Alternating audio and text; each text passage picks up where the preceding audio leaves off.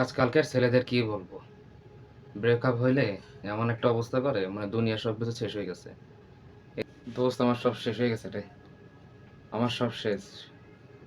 ওরে কত করে বোঝানোর চেষ্টা করলাম কিন্তু বোঝাতে পারলাম না। আচ্ছা বলতো, কি ছিল আমার দোষ?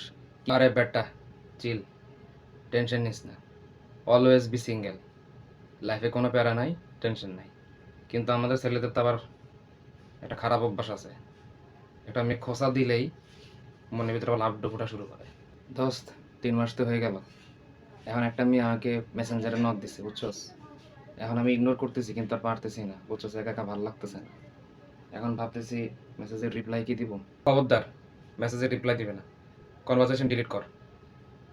খবরদার বলতেছি, তুই আমার কথা শুনবি। কোনো কথা নেই, তুই আমার কোনো কথা শুনবি। রিপ্লাই দিবি না, ঠিক আছে? B sigma. হ্যাঁ হ্যালো। হ্যাঁ, আমরা তো 3 দিন ধরে কথা বলতেছি। তো চল আজকে দেখা করি। ভাই, 3 দিন কথা বলার ভিতর তুই দেখা করতে যাইতেছস? তোর রিলেশন না মাত্র কিছুদিন আগে ব্রেকআপ হইলো, তুই কান্নাকাটি করে ঘরে বেরিয়ে খাইতেছস? না, আমার সাথে আমার তোর কিছু বলার নাই। তোর কিছু আমার বলারই নাই।